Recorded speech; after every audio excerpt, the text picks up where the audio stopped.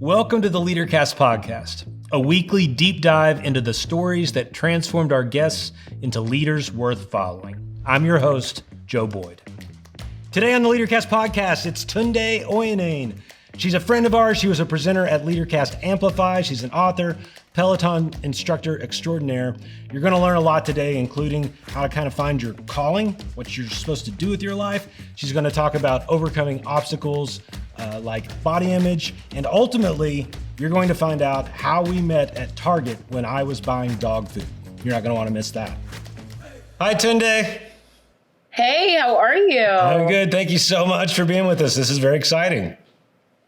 So great to be here. Thank you so much for having me. Hey, you were amazing at our Amplify Women's event. Thank you so much for being a part of it. I've heard so many good stories of folks that were impacted by your story, and you killed it. It was awesome. It was amazing to have you be part of the Leadercast event that way. Thank you so much. It was great to be there. I was on all the feelings for a week following the event. You could feel the energy in the room that day. So it was great to be there. It's great to be back here now. Yeah. So you're at Peloton HQ right now. Is that the deal?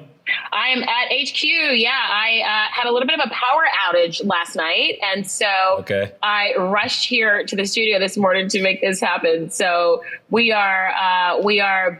is agility at its best. So you are lots of things. You're a Peloton instructor, obviously, and that has created a gateway for you to have influence in the world, and an author now and a speaker. We'll get to before this is over, we'll get to some of what you're doing right now. But I would love to just kind of time travel back in time to young Tunde. Let's say when you were 8, 9, 10, 11 years old. And what I like to find out first is sort of, what were those things that were just brewing in your heart and soul as a young kid, and how those passions may have led you in a certain direction? I like to start with just sort of a pop culture question, if it relates to you. What was there, like a story or a cartoon or a narrative or a book series, any sort of like story that captivated you when you were younger that you remember? Does The Little Mermaid count? Yeah, sure I think does. The first part of your question, like the 8, 9, 10-year-old Tunde, like what did I see? What did I think? One of my first thoughts was, I said I wanted to be a teacher. I think I said that in kindergarten. Yeah. And my dad said, no, you don't. You'll be overworked and underpaid. And I still to this day say, bless all the teachers and coaches. I also said in 3rd grade, I said that I wanted to write a book. I didn't know what story I would tell, but I knew that I wanted to write a book. As I got a little bit older, I knew that I wanted it to be somewhat of a memoir, self-help type book. I think that what's funny now is that, again, my first thought was, hey, I want to be a teacher one day. So I guess, if there was anyone that I idolized, it would have been my teachers growing up. Yeah. Maybe not somebody on TV, but the people that I saw every single day. And so I laugh now because I was in the cosmetic world. I was an educator for 15 years. I traveled around the country training makeup artists on everything from their artistry skill to customer service skills. And so I train every single day by virtue of a bike and my book. And so ultimately I said, I did what I said I wanted to do. I did it. I was a teacher, but through a different lens. I think that innately we all have like that gut feeling of that thing that we know that we're supposed to do.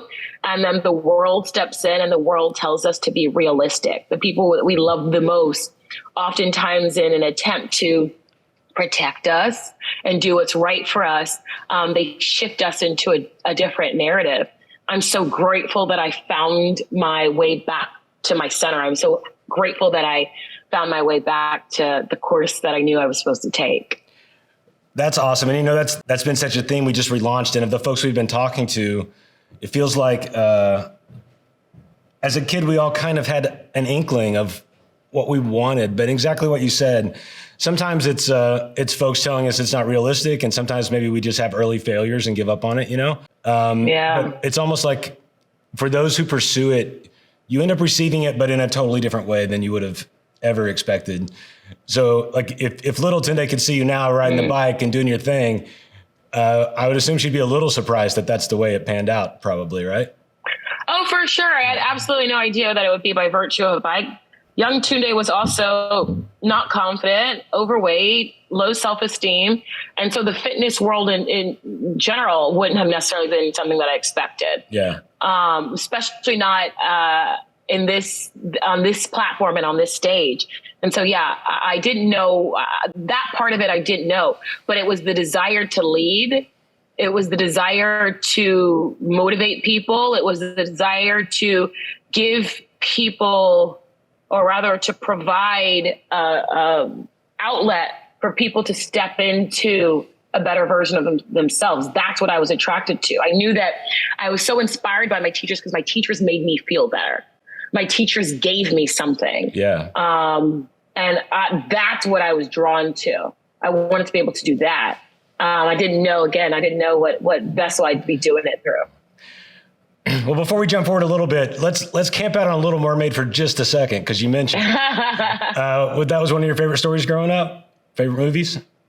Yeah, I mean, the fairy tale, Little Mermaid, Cinderella, probably Beauty and the Beast was like somewhere in there. There's like the fairy tale. It's so funny because my teammate Robin Arzon always speaks to, be your own, in these stories when you're growing up as a little girl, it's always the guy that saves the girl. Yeah. And it's like, ultimately became this story where the girl, like I saved myself. And so I think, I say that jokingly, but it's interesting to see how I kind of flip the narrative on that as well. Yeah. It's awesome. You shared the stage at Amplify with my friend Kay Cannon, who directed the Cinderella movie for Netflix. So cool. With Camila Cabello. And she did that. She flipped the script, and man, some people didn't like it, but it was really cool to see her go for it. And yeah, let's let the female lead save the male lead for a change. Yeah. It's kind of fun. Yeah. Cool. Well, I would love to. So I have a background actually I have a weird background, but for a while I did improv comedy with Second City, and that led to an acting career. You having never heard of me, that was the status of my acting career. But I did a lot of like small parts in little movies and sitcoms and commercials. And I have to tell you, like, this is just such a unique thing. The makeup chair is this weird place where the whole community on set comes together. And I had many experiences where the makeup artist was the one person on set that knew exactly what everybody was feeling and thinking, because you got to them. Yeah. I don't know if you did any movie or that kind of stuff when you were doing makeup, but could you talk about that for just a second? I just think it's such an interesting career path that I know ultimately led you somewhere else, but what did you learn in the... Yeah, the thing about makeup is, I'll speak even specifically to like a woman, you're seeing her bare, right? Like, for all intents and purposes, you're seeing her naked. You're seeing her in this vulnerable space that maybe she doesn't necessarily show everyone. There was, many women that I spoke to that they've said their husband hasn't even seen it without makeup on. And so when you're in someone's space and you're up close touching their skin, there's like an intimacy or a vulnerability there. And so people oftentimes share. It's like same kind of thing when you go to your hairstylist or your barber. You're in a space where you feel safe to share. And so to your point of like, if you want to ever know what's going on set, like the makeup artist knows exactly what's going on. I think that's so true. In terms of like my role as a makeup artist, I got into makeup because I enjoyed gifting people with confidence. I loved making people feel better. I'll never forget one of my first clients once I moved to LA. She was a young girl, maybe 16 years old. And she was undergoing chemotherapy. And so she had lost her hair and she had lost her eyebrows. And she said, Tunde, I just want to know how to put my eyebrows and fake lashes on in the morning, so that I can look and, in quotes, normal. And I remember in that moment, I was like, this is why I'm in this space. This is what I'm supposed to be doing. And so I enjoyed being able to spend time with her, and give her resources that made her feel good, that gave her confidence, gifted her with confidence. And ultimately, again, it's still something that I do to this day. I clip in with people on a bike virtually, and 30 minutes, 20 minutes later, they hate me, but they feel better. They hate me, but they feel better. And so I'm still able to gift in that space. And now it's by virtue of my book, Speak, and my story. Yeah, the themes in your life are pretty, like, you have a very good handle, I think, on, I don't know, maybe writing your book might have helped with that, but I feel like you've kind of already worked out, I see how my life has kind of led me here and how those passions are still being used in different ways, right? Yeah. If you ever want to figure out things about your life, Joe, write a book.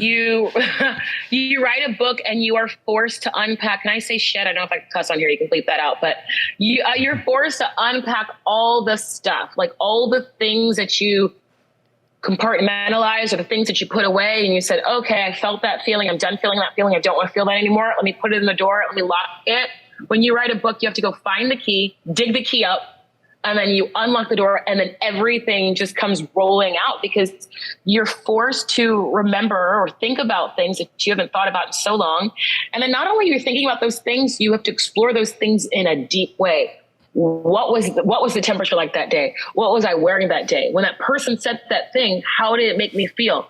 Wow, when that person said that thing, could they have possibly been coming from a point of view that I was not mature enough to have thought of? So you sit and you think. And so, if you ever want to self-explore, discover, write a book. I have to confess, I am not currently a Peloton member. You can maybe sell me during this podcast. But I didn't know who you were. And I was, we book these speakers for these events.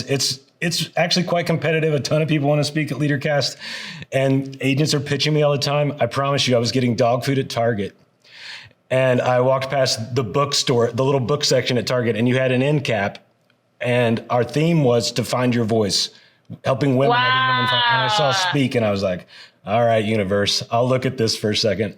I read the first chapter, standing there at Target with my Purina dog chow, and it was, I'm just so glad that happened, because I wouldn't have found you at least this year without that.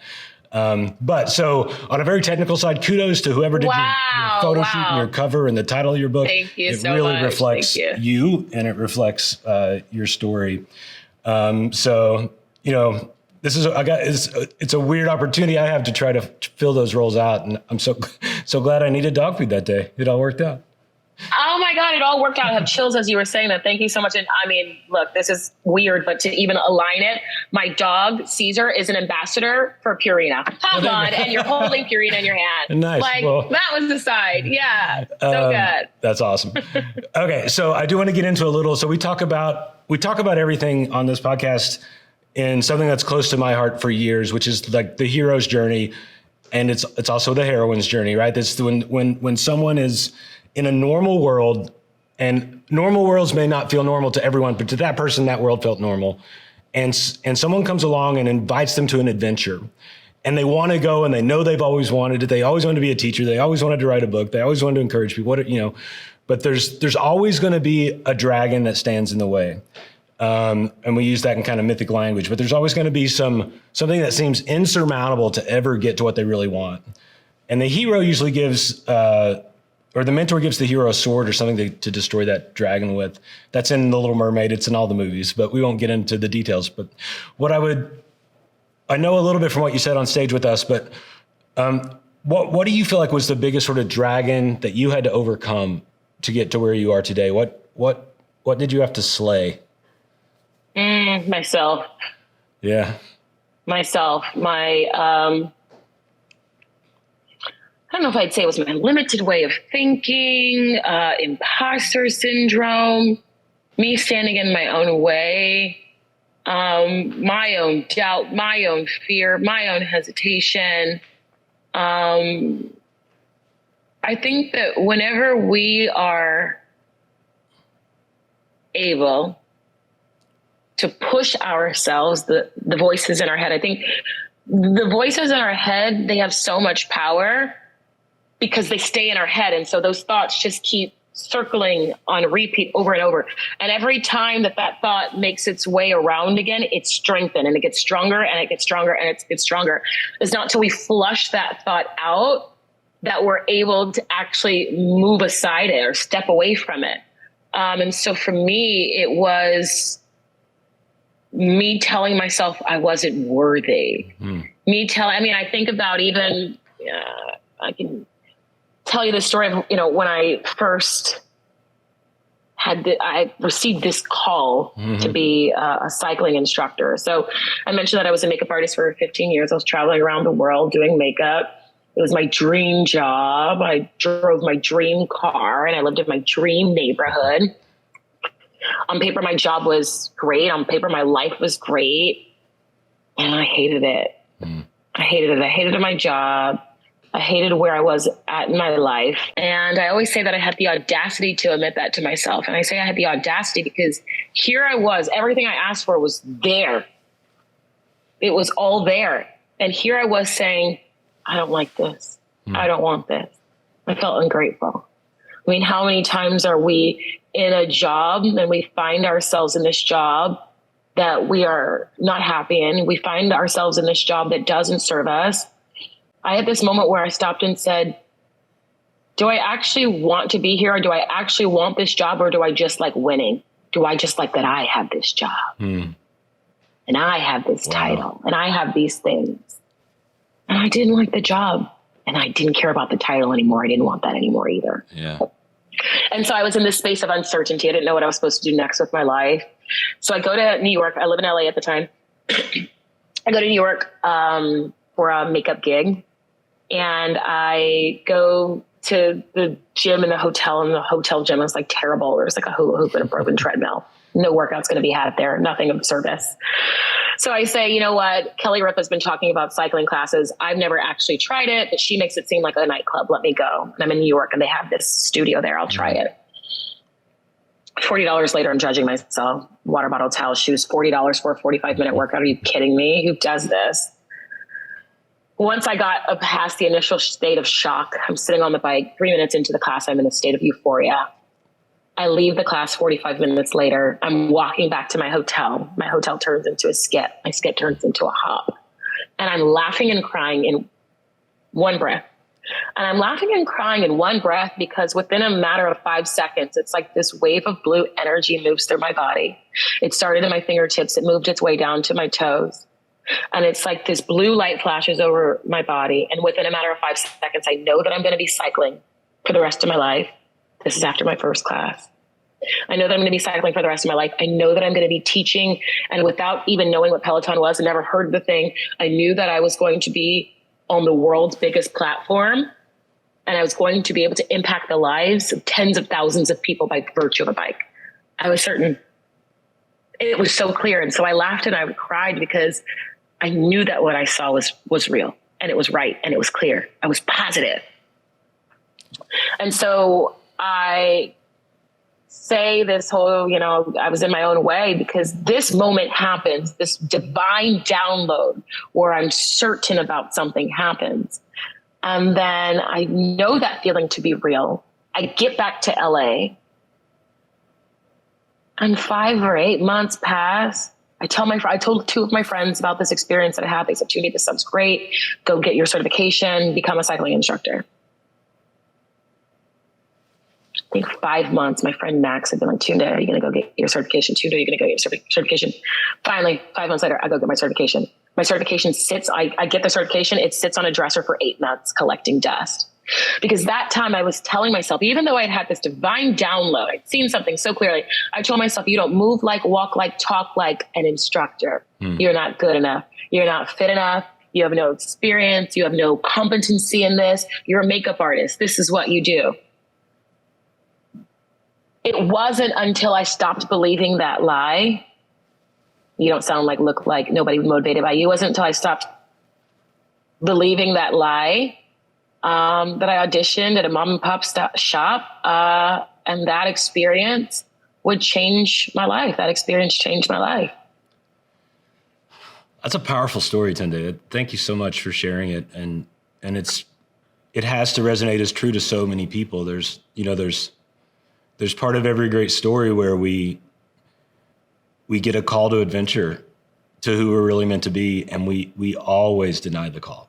It's too scary. It's too scary. It's just part of the story. It's like in our human DNA to do that until someone calls us out or we call ourselves out, I guess. But was Max kind of a mentor to you back then? Was he the one that ultimately kind of woke you up and said, you got to do this? I would say Max is and was and is a really good friend. He's like my brother friend. I would say my mentor in that, we had a couple of mentors in that space. One of them was someone who would become my teammate in that moment, and somebody who later became an instructor with me. Her name was Latasha. I would say another person, her name was Mimi Benz. She gave me my first job at a cycling studio. I remember after my audition, her husband was there, and her husband comes up to me, and I'm not supposed to know I have the job. There's supposed to be suspense, and they call me a week later, that whole thing. But he comes and he whispers to me after my audition, and he says, she's going to have so much fun training you. And I remember, in hindsight, looking back, and even just in conversations I've had with her, she saw something in me that I didn't see in myself. She saw my sparkle. She, after my audition, she saw in me something that I didn't see in myself. I mean, she, in many ways, made me the face of her brand, believed in me so much, poured hours and hours and hours into training me, correcting things. Don't say this, do say that. Don't do this, do that. Pull this part of your personality forward. It was somebody having a belief in me and taking a chance on me. In many ways, you make this new girl a focus of your company. And so in many ways, she believed in me and she took a chance on me. So great. I would say just from what little time we spent together and watching you, like it feels like your confidence and your charisma or charm or likability, like it's all just projects immediately. And it's so fun to think that there was an actual person pulling that out of you, that you weren't, you know what I mean? Like that she saw that in you, and she saw, I know the older I get, like I had lots of dreams in my 20s. I got a few of them, not all of them, you know what I mean? But the older I get, the more sort of fulfilling it is almost to call other people to that. And I know you do that every day as you, I always say, be the light that sparks the flame in someone else. It's like, if you think of this all as like, you have one match, there's a match, and then you light one candle, and then you light one candle, and you can light many candles, many wicks, right, from that same flame. And it's like, if your light is shining, why would you not share that with someone else? It doesn't deplete you. Your light still burns. And I try to practice that as often as I can in this space that I'm occupying now, not just as a woman, but also as a Black woman in the wellness space, where primarily the seat hasn't been occupied by me. And so to be able to bring other people into this experience that I'm having and this moment that I'm having, it's so rewarding. Well, let's talk about that for a little bit while we kind of round things out. But so now you're in a position of influence now on several levels, right? And I know you talked at Amplify at our event some of how you went through the Black Lives Matter movement, and that kind of woke your voice up a bit. And you can talk about that if you want, but what I guess I'm most interested in is how are you currently dealing with sort of the amazing opportunity and sort of, I don't know if it's pressure or responsibility, right? With great power comes great responsibility, to quote our friend Spider-Man's uncle or whoever said that. But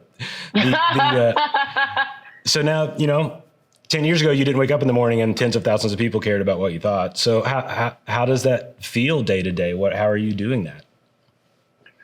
I mean, if I wake up and think about it like that every day, it's a lot of pressure, but ultimately I try to lead with my heart.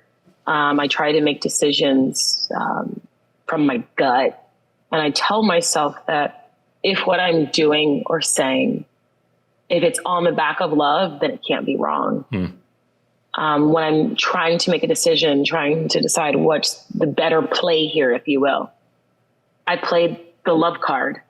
If what I'm doing or saying, if I can't decide which choice to make, which one is carried on love, which one's driven by love, which one's driven by ego. It doesn't mean that the two actually can't intersect, but I try to lead there. And then if it's on the back of love, it can't be wrong. Even if it is wrong, it can't be wrong because really it's right. Yeah.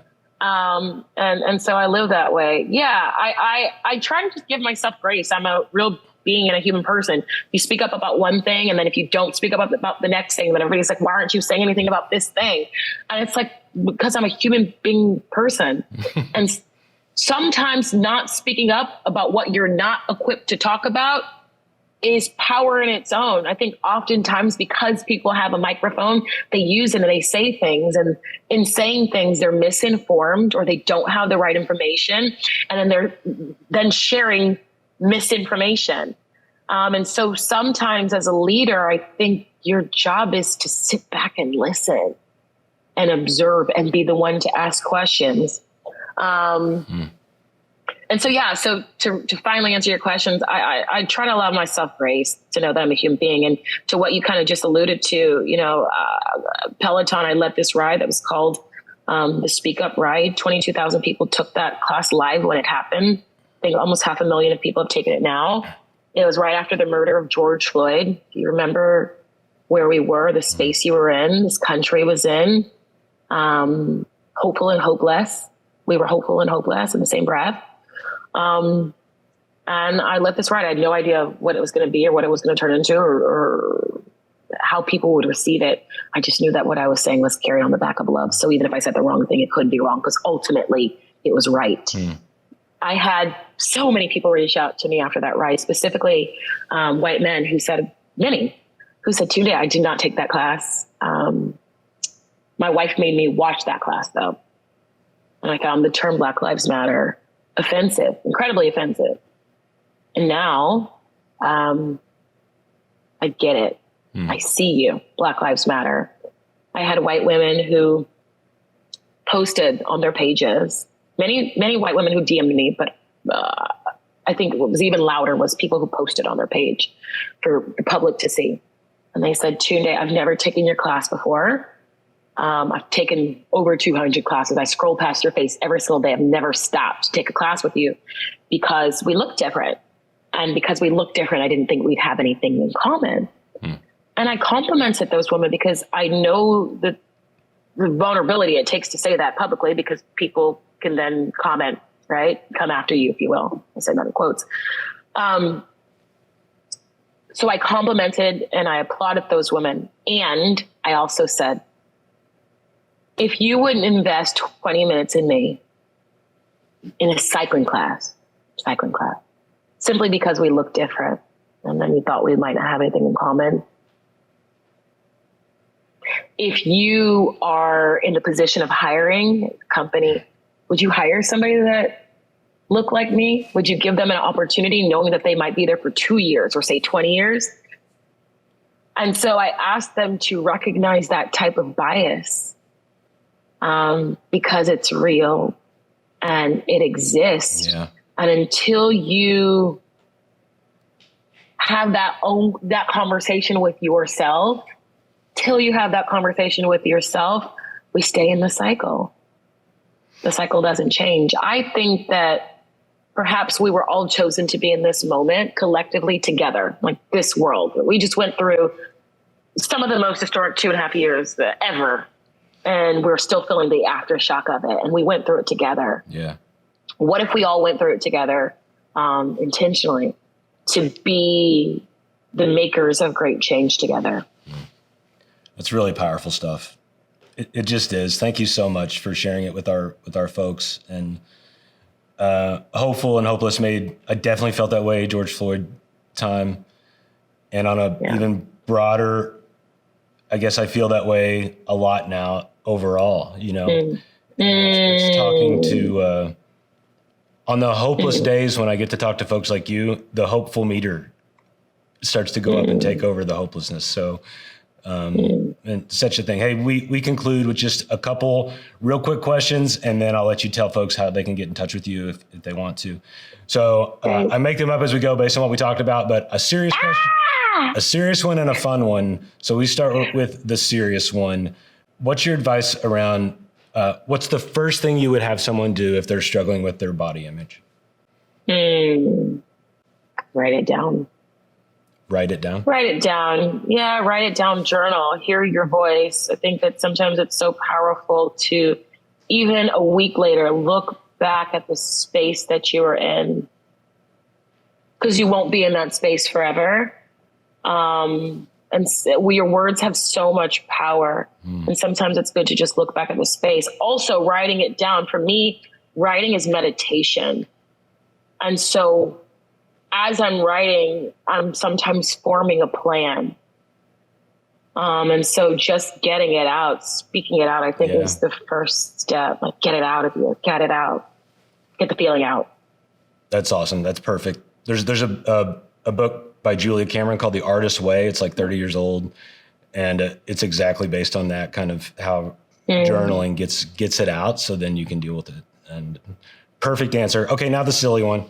So, Disney calls and they're going to hire you to do a cycling class just for the Disney princesses at Disney World. Okay. So all the princesses, and maybe a prince or two. And what are the first 2 or 3 songs you play in your cycling class? I knew you were going to go there. Beyonce would be there. Oh God, this is very challenging. Missy Elliott would probably be there.